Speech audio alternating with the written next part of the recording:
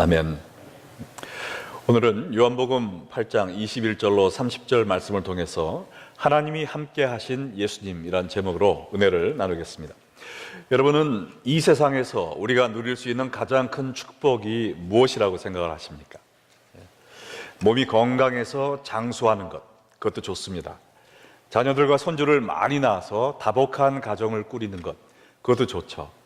또 사업이 원창해서 경제적으로 윤택한 삶을 사는 것, 그것도 복이라고 하겠습니다. 그러나 이 모든 것들보다 더 큰 축복이 있는데, 그것은 생명과 축복의 근원 되시는 하나님이 나와 함께하는 것입니다. 왜냐하면 이 눈에 보이는 이 세상의 축복은 영원한 것이 아니라 잠시 있다 사라질 것이기 때문에 그렇습니다. 오늘 예배 준비를 하기 위해서 제가 좀 일찍 나왔는데 하이웨이를 타고 내려오면서 거의 차가 없었어요. 근데 갑자기 앞에 유리창 파편들이 있고 그래서 앞을 바라다 보니까 승용차 하나가 옆으로 이렇게 서 있는 거였습니다. 그리고 그 앞에 큰 고속버스가 하나 서 있었어요.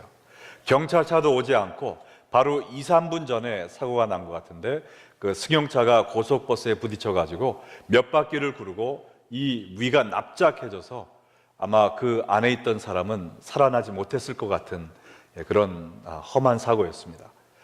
멀리서 경찰차가 오고 있었어요. 그걸 피해서 지나가면서 제가 정신이 번쩍 들었습니다. 내가 이것저것 여러 가지 목적을 위해, 목표를 위해 살아가고 있지만 하나님이 부르신다면 이 모든 것이 사라질 것이 아닌가. 하나님을 위하여 한 것, 주님을 기쁘시게 한 것만이 남을 것이 아닌가라는 생각을 하면서 내가 정신 번쩍 차리고 하나님만을 위해 살아야 되겠구나, 그러한 생각을 가졌습니다. 이 세상의 축복은 잠시 있다 사라지지만 하나님이 나와 함께 하시는 이 축복만이 영원히 우리의 모든 삶을 충족히 채울 줄로 믿습니다. 일개 양치는 목동으로 태어났다. 이스라엘의 가장 훌륭한 왕으로 기름을 받은 다윗은 하나님이 함께 하시는 축복을 누렸던 사람입니다. 그가 시편 23편에서 고백하기를 여호와는 나의 목자시니 내게 부족함이 없으리로다. 그가 나를 푸른 풀밭에 누이시며 쉴만한 물가로 인도하시는도다. 내 영혼을 소생시키시고 자기 이름을 위하여 의의 길로 인도하시는도다. 내가 사망의 음침한 골짜기로 다닐지라도 해를 두려워하지 않을 것은 주께서 나와 함께 하심이라. 주의 지팡이와 막대기가 나를 안위하시나이다. 목자이신 하나님께서 나와 함께 하시니 내게 부족한 것이 아무것도 없다고 고백을 했습니다. 나를 풀밭에 눕게시고 물가로 인도하시고 내 영혼을 소생시키시고 의의 길로 인도하시고 설사 사망의 음침한 골짜기로 내가 간다 할지라도 내가 두려워할 것이 없는 것은 주의 지팡이와 막대기가 나를 인도하신다고 그랬습니다. 주의 지팡이는 끝이 이렇게 동그랗게 굽은, 그래서 양들이 잘못 갈 때 목자가 사랑으로 이끄는 역할을 하는 것이었습니다. 주의 막대기는 아주 단단하고 무거운 부분이 끝에 달려서 맹수들을 물리치는 무기로 사용하는 것이었습니다. 하나님께서 우리를 사랑으로 이끌어 주시고 또한 마귀의 시험으로부터 우리를 물리치고 또 우리를 보호해 주시기 때문에 하나님이 나와 함께 하시면 내가 어디에 있든지 두려워할 것이 없다는 너무나 복된 이러한 고백인 것입니다. 여러분 모두가 정말 하나님이 나와 함께 하심으로 말미암아 내게 필요한 영육간의 모든 것을 충족시켜 주시고 나를 올바른 길로 인도해 주시며 하나님의 사랑과 보호 아래 거하는 이 하나님이 함께 하시는 축복을 누리는 여러분 되시기를 주의 이름으로 축원합니다. 자, 그러면 우리가 해야 될 질문이 있는데요, 어떤 사람에게 이러한 축복이 임하는가라는 것입니다. 결론부터 얘기하면 하나님이 기뻐하시는 일을 행하는 사람에게 하나님이 함께 해주십니다. 다윗에 대하여 사도행전 13장 22절에 이르기를 다윗을 왕으로 세우시고 증언하여 이르시되 내가 이새의 아들 다윗을 만나니 내 마음에 맞는 사람이라 내 뜻을 다 이루리라 하시더니, 하나님은 다윗에게 대하여 내 마음에 합한 사람이라고 그랬습니다. 내가 기뻐하는 일을 행하는 사람이다. 내가 원하는 일을 다 하는 사람이다. 그러므로 그에게 하나님이 함께 하셨던 것입니다. 오늘 요한복음 8장 본문에도 보면 하나님이 함께 하셨던 또 다른 한 분이 나오는데 그분은 바로 예수님이십니다. 다윗은 죄를 짓고 하나님의 마음에 기쁨보다는 아픔을 드린 때도 있기 때문에 이 축복을 항상 누리지는 못했습니다. 그러나 예수님은 하나님이 항상 함께 하시는 축복을 누리셨는데 그 이유는 예수님께서 항상 하나님이 기뻐하시는 일만을 하셨기 때문이라고 성경은 이야기하고 있습니다. 요한복음 8장 29절에 이르기를 나를 보내신 이가 나와 함께 하시도다. 나는 항상 그가 기뻐하시는 일을 행함으로 나를 혼자 두지 아니하셨느니라. 언제든지 항상 내가 기뻐하는 일이 아니라 하나님이 기뻐하시는 일을 하셨기 때문에 하나님이 동행하셨다라고 예수님이 말씀하셨습니다. 그러므로 우리도 하나님이 나와 함께 하시는 축복을 누리기 원한다면 방법은 한 가지입니다. 하나님이 기뻐하시는 일을 찾아 하면 되는 것입니다. 네. 자, 그러면 우리가 또 질문해야 될 것은 하나님이 기뻐하시는 일이 무엇인가를 알아야 되겠죠. 내가 기뻐하고 나에게 만족을 주는 일이 아니라 하나님을 기쁘시게 하는 일을 찾아 행할 때 이 가장 큰 축복을 누리게 되는데 무엇이 과연 하나님을 기쁘시게 하는 일인가? 이거는 정말 중요한 문제입니다. 로마서 12장 1절과 2절에도 이야기하기를 그러므로 형제들아 내가 하나님의 모든 자비하심으로 너희를 권하노니 너희 몸을 하나님이 기뻐하시는 거룩한 산제사로 드리라. 이는 너희가 드릴 영적 예배니라. 너희는 이 세대를 본받지 말고 오직 마음을 새롭게 함으로 변화를 받아 하나님의 선하시고 기뻐하시고 온전하신 뜻이 무엇인지 분별하도록 하라. 우리가 하나님의 선하시고 기뻐하시는 뜻이 무엇인지 알아야 그 뜻을 행할 수 있습니다. 하나님을 기쁘시게 하는 일을 행하는 사람에게 하나님이 함께 해주시는 이 놀라운 축복이 임하는 것입니다. 네, 그러므로 오늘 말씀을 통해서 하나님이 가장 기뻐하시는 것이 무엇인가 말씀을 통해 분별하는 시간을 갖겠습니다. 이 말씀을 마음에 새기고 실천하심으로 말미암아 목자 되신 여호와 하나님이 여러분과 항상 함께하는 축복을 누리시기를 축원합니다. 자, 두 가지인데요. 첫 번째는 믿음의 삶을 사는 것입니다. 믿음의 삶을 살아라. 히브리서 11장 6절에 보면 믿음이 없이는 하나님을 기쁘시게 하지 못하나니 하나님께 나아가는 자는 반드시 그가 계신 것과 또한 그가 자기를 찾는 자들에게 상 주시는 이심을 믿어야 할지니라. 하나님을 기쁘시게 하기 위해 절대적으로 필요한 첫 번째 요소는 믿음의 삶을 사는 것입니다. 믿음이 없이는 하나님을 기쁘시게 못한다고 그랬는데요, 영어로는 It is impossible to please God without faith 그랬어요.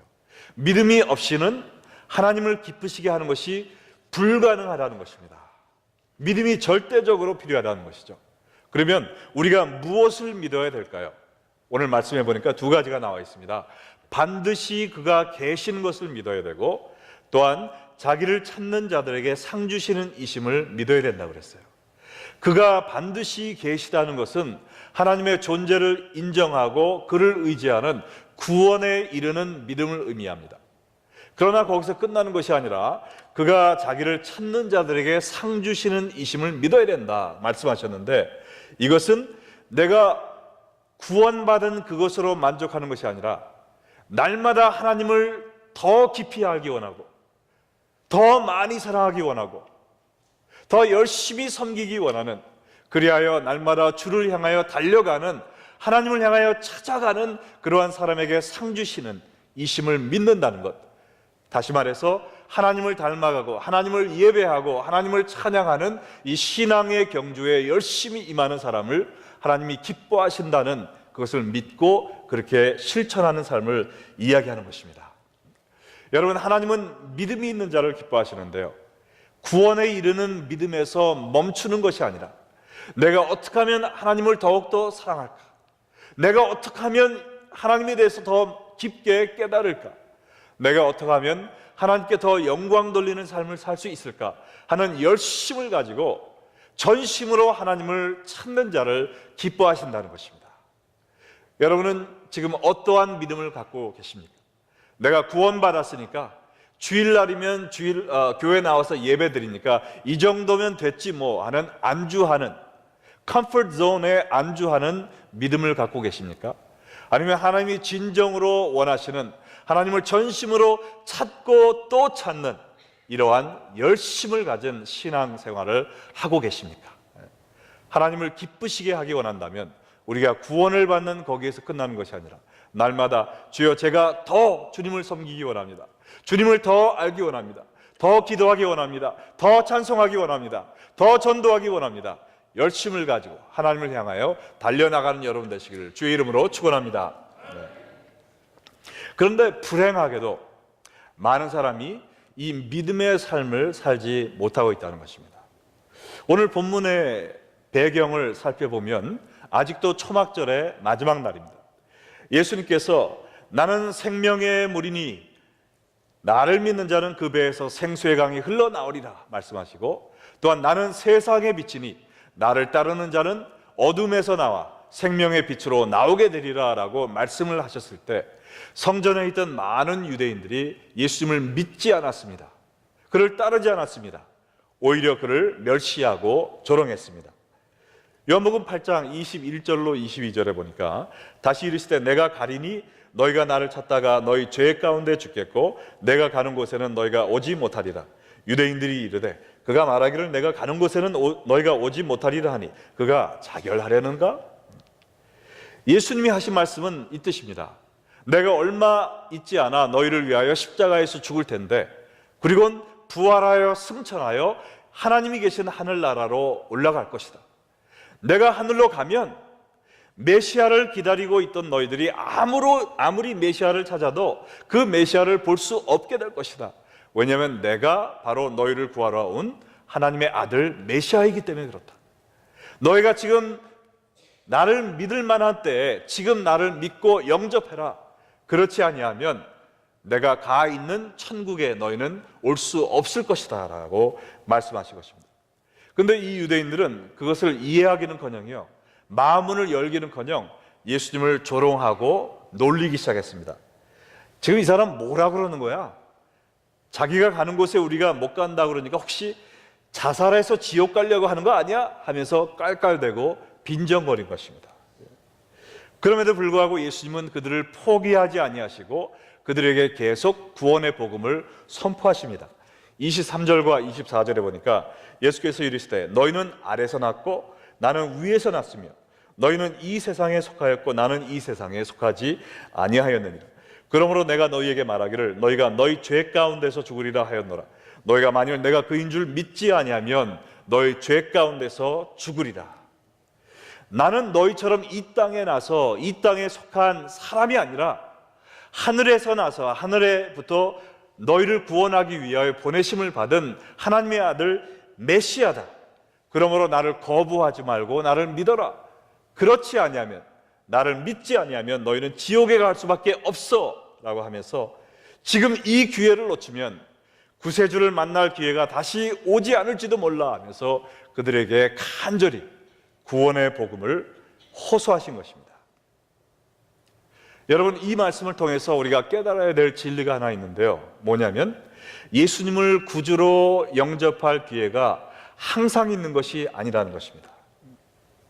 이 말씀을 듣는 분 가운데 나는 지금 너무나 바빠서 신경 쓸 일들이 많아서 또 내가 아직 내 눈으로 예수님을 보지도 못했는데 하면서 나중에 천천히 기회가 되면 믿지 하는 마음을 가지고 계시다면 차일피일 미루다가 우리가 죄 가운데 예수님을 믿지 못하고 죽을 가능성도 있다는 것을 깨달으시기 바랍니다. 더 늦기 전에, 구원의 문이 닫히기 전에 예수님을 구주로 영접하고 하나님과 함께 사는 축복을 누리는 여러분 되시기를 주의 이름으로 축원합니다. 하나님은요, 여러분을 너무나도 사랑하셔서 하나님의 가장 큰 소원은 뭐냐? 구약부터 신약에 이르기까지, 창세기부터 요한계시록까지 하나님의 소원은 하나입니다.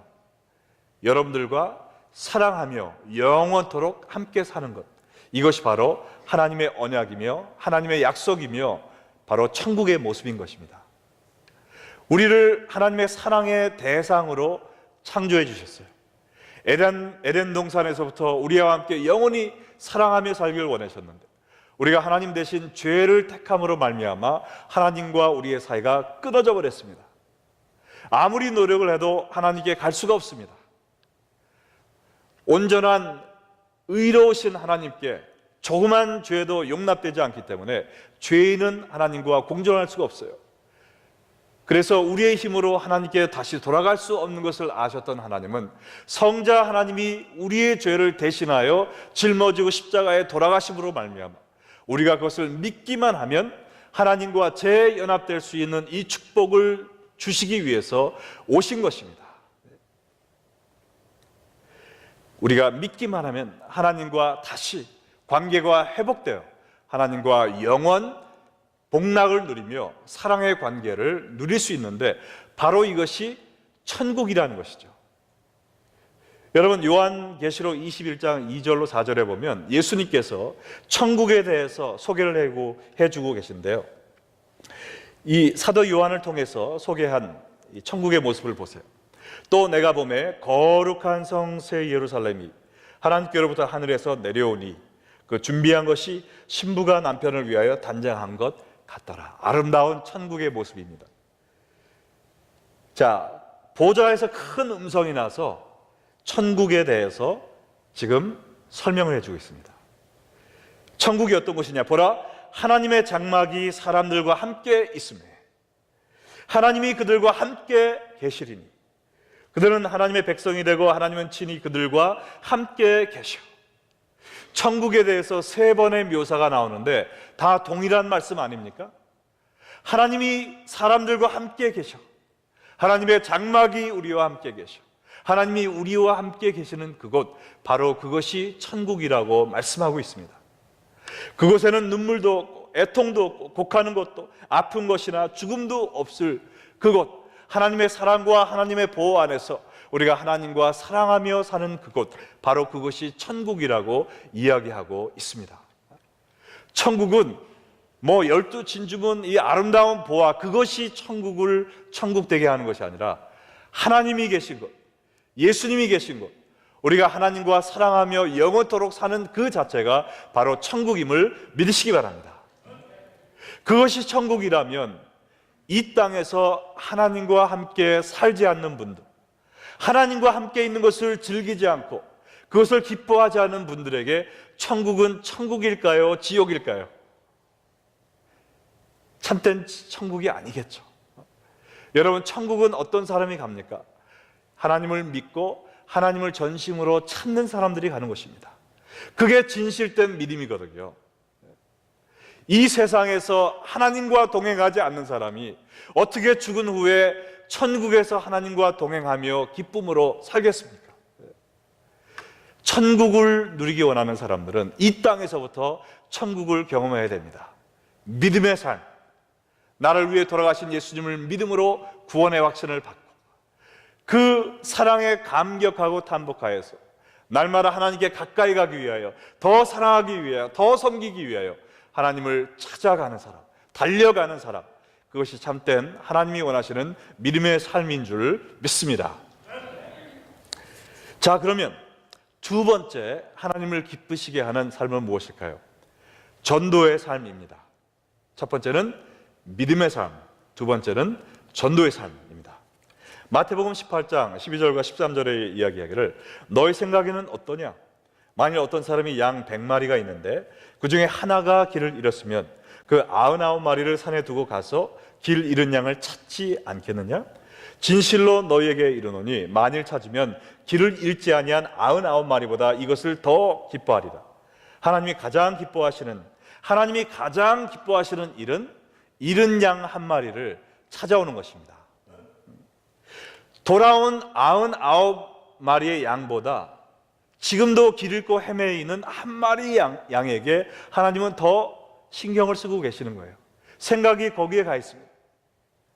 여러분도 자녀를 하나님께 받으신 분들이 많이 있는데 만약에 10남매가 있다 쳐도 그 중에 한 명을 시장에 갔다가 잊어버렸다고 생각해 보세요.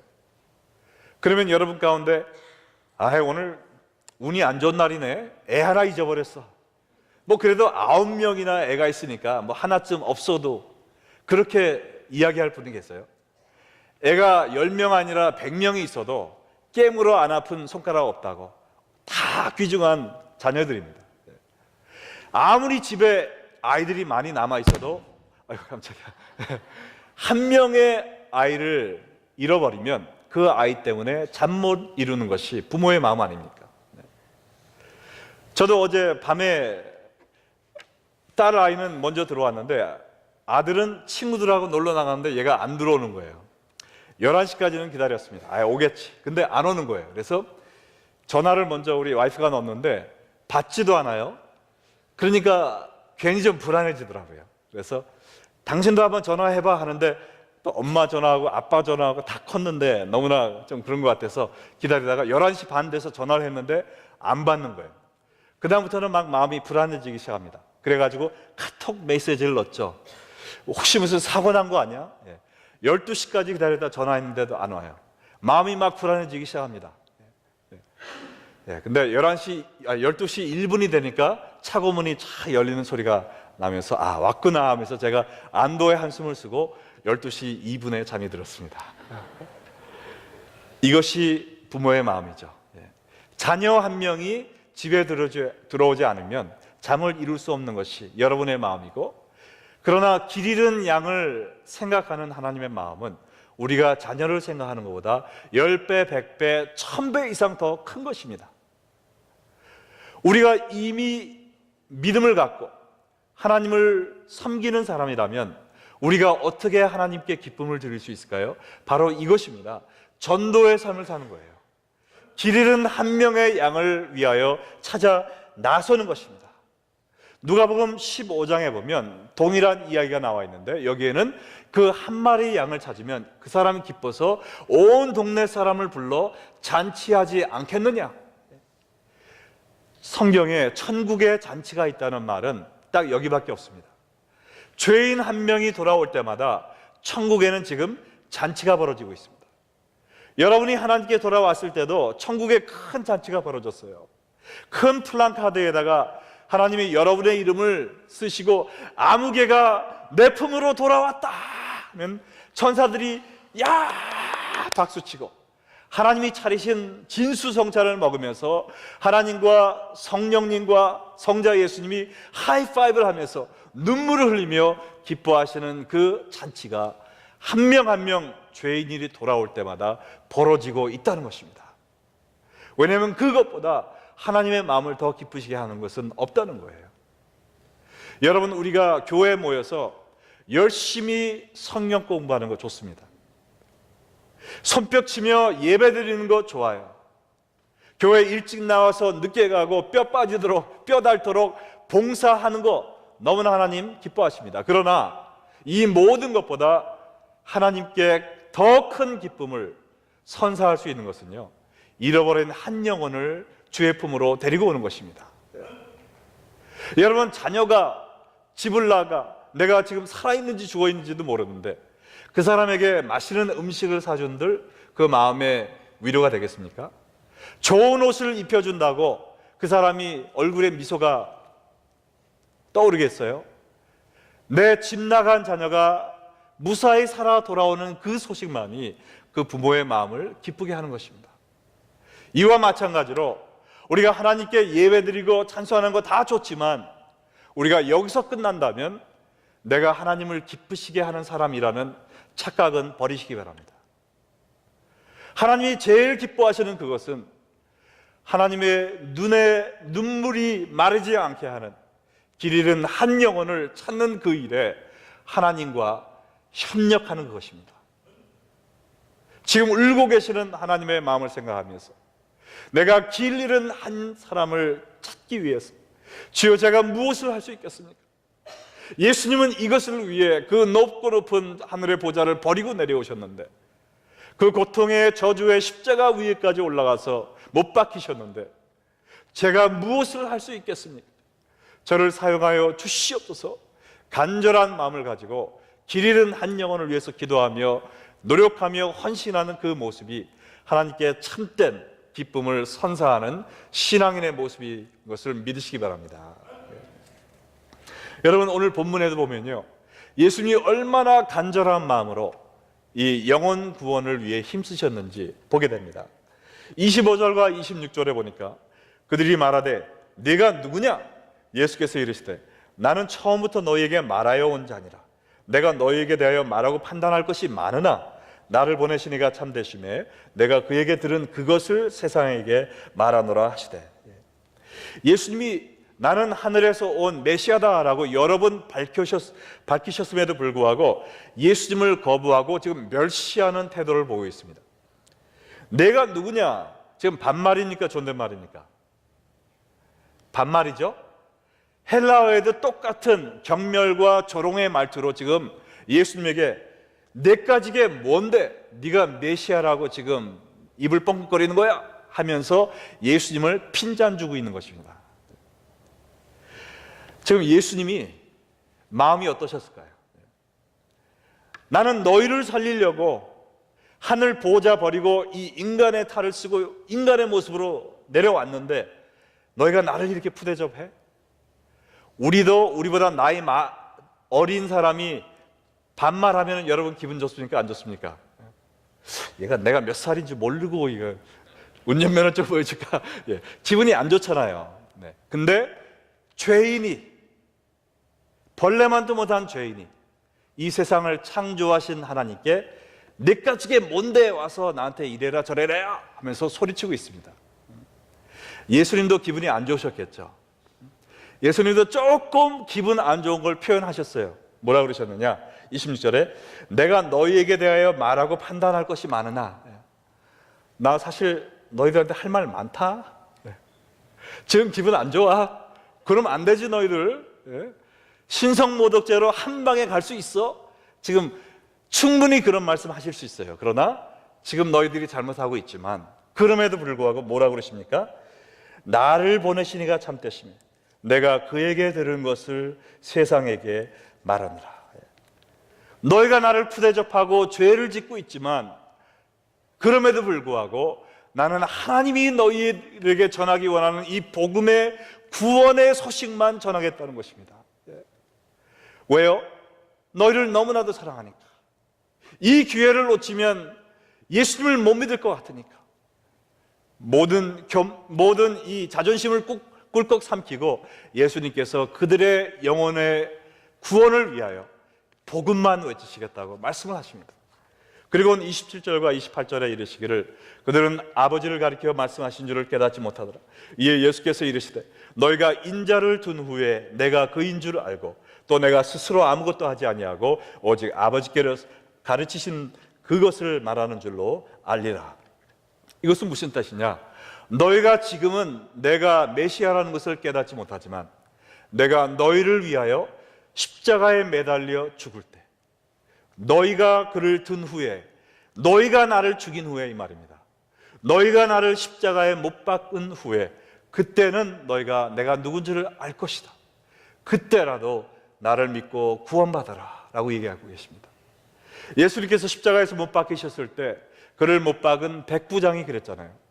예수님이 마지막 그를 못 박는 사람들을 용서해 주시는 그 모습을 보면서 하늘이 깜깜해지고 땅이 흔들리는 그 큰 지진을 보면서 죽은 사람들의 몸이 벌떡벌떡 일어나는 걸 보면서 이는 참으로 하나님의 아들이었도다 라고 고백하지 않았습니까?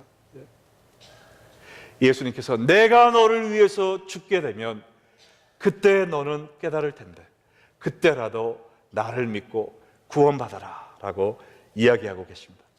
예수님이 이 영혼 구원을 위하여 이 온갖 수모와 핍박을 다 감당하시면서 모든 것을 버리시고 죽는 그 순간까지 이것을 위해 사셨습니다. 그렇다면 예수님은 나를 따라오라 했는데 예수님을 믿는다고 하는 우리, 예수님을 따라가는 제자가 되겠다고 하는 우리가 길 잃은 영혼을 위해서 얼마나 헌신적인, 희생적인 삶을 살고 있냐는 것입니다. 우리가 과연 지금 주님을 알지 못하는 누구를 위하여 기도하고 있습니까? 누구에게 복음을 마지막으로 전하셨습니까? 이 간절한 애타는 마음을 가지고 여러분 살고 계십니까? 저는 아직 가보지 못했지만 예루살렘에 가면 독일 나치에 의해 희생된 600만 유대인들을 추모하는 기념관이 있다고 합니다. 그런데 그 기념관 안에 아스칼 쉰들러라는 오스트리아 사람의 묘가 있다고 하는데요, 이 사람은 유대인이 아니면서도 어떻게 유대인 기념관에 묘지를 자리 잡고 있을 수가 있습니까? 그 이유는 그 사람이 1100명의 유대인들을 그 나치들로부터 구출했기 때문에 그렇다고 합니다. 여러분, 신들러스 리스트라고 유명한 영화도 있잖아요. 이 사람도 처음에는 비즈니스 하기 위해서 독일로 갔는데 거기서 나치들에 의하여 생명을 빼앗기는 이러한 유대인들의 아픈 그러한 눈물 소리를 듣게 된 것입니다. 그리고는 삶의 목표가 바뀌었어요. 내가 이 사람들을 구출해야 되겠다. 그래서 자기의 비즈니스를 팔아서, 집을 팔아서, 차를 팔아서, 온 재산을 팔아서 독일 군인들한테 주면서 한 명만 구하게 빼내주세요. 이런 식으로 자기의 모든 것을 희생해서 1100명의 유대인을 구출했다고 합니다. 그래서 유대인들이 너무나 감사해서 이 기념관에 그 사람의 묘지를 안치했다는 것이죠. 이 사람은 항상 사람들이 가서 얘기하면 내가 조금만 더 능력이 있었으면 한 명이라도 더 살릴 수 있었는데, 자기의 마지막에는 이 넥타이에 달린 그 금핀까지 팔아서 2명을 더 구하고, 어떻게 하면 내가 한 명이라도 이 불쌍한 사람들을 더 구출할 수 있을까? 라는 간절한, 이 애절한 마음으로 삶으로 말미암아 1100명을 구출했다는 것입니다. 우리도 이러한 간절한 마음으로 우리 주위에 죽어가는 사람들을 위하여, 영혼 구원을 위하여 눈물 흘리는 저희가 되어야 될 줄로 믿습니다. 이것이 하나님을 기쁘시게 하는 거예요. 이것이 하나님이 여러분에게, 저에게 원하는 것입니다. 이렇게 사는 자에게 예수님도 내가 너와 함께 하리라 라는 약속을 하셨어요. 어디서요? 지상 최대 명령인 마태복음 28장 18절로 20절이죠. 예수께서 나와 말씀하여 이르시되 하늘과 땅의 모든 권세를 내게 주셨으니 그러므로 너희는 가서 모든 민족을 제자로 삼아 아버지와 아들과 성령의 이름으로 세례를 베풀고 내가 너희에게 분부한 모든 것을 가르쳐 지키게 하라. 볼지어다 내가 세상 끝날까지 너희와 항상 함께 있으리라 하시니라. 아멘. 예수님은 모든 족속을 제자 삼는, 가서 세례를 베푼다는 것은 전도를 한다는 것입니다. 가르쳐 지키게 한다는 것은 제자 훈련을 한다는 것이죠. 가서 모든 족속으로 예수를 믿게 하고 하나님을 전심으로 찾게 하는 이 일을 위하여 생명을 바치는 사람에게 예수님은 온 하늘과 땅의 권세를 가진 내가 너와 함께하는 축복을 주겠다라고 말씀하셨습니다. 여러분, 이 축복을 원하십니까? 하나님이 여러분과 함께 하시길 원하시면 아멘 하시기 바랍니다. 그렇다면 하나님이 기뻐하시는 일을 해야 되는 것입니다. 내가 기뻐하는 일, 내 식구가 기뻐하는 일, 남들이 잘했다 칭찬하는 일이 아니라 하나님이 기뻐하시는 일을 해야 되는데, 그것은 딱 2가지입니다. 믿음의 삶과 전도의 삶입니다. 믿음은 내가 예수 믿었으니까 됐어 안주하는 것이 아니라 하나님을 더 깊이 사랑하고 섬기기 위하여 하나님께 달려나가는, 하나님을 찾는 데까지 가는 삶입니다. 그것이 믿음이에요. 그리고 하나님의 얼굴에 흐르는 그 눈물을 닦아드리기 위해서 내 온 몸과 마음과 정성을 다 바쳐 주여 저를 길 잃은 영혼을 찾는 이 일을 위해 써 주시옵소서라고 헌신하며 사는 이 사람들이 하나님이 가장 크게 기뻐하시는 사람들이고, 또한 하나님이 항상 함께 하셔서 그들의 목자가 되어주셔서 푸른 초장으로 인도하시며 쉴 만한 물가에 누이게 하시고 사망의 음침한 골짜기에 빠진다 할지라도 주의 지팡이와 막대기로 우리를 보호하시고 인도해 주심으로 말미암아 우리가 능히 승리하며 하나님과 사랑의 관계를 영위하며 살 수 있는 축복의 사람들이 된다는 것입니다. 우리 레이키 언약교회 모든 성도들, 믿음의 삶, 또 전도의 삶을 집중적으로 살아내심으로 말미암아 하나님이 항상 함께 하시는 이 축복의 삶을 누리시기를 우리 주 예수 그리스도의 이름으로 축원합니다.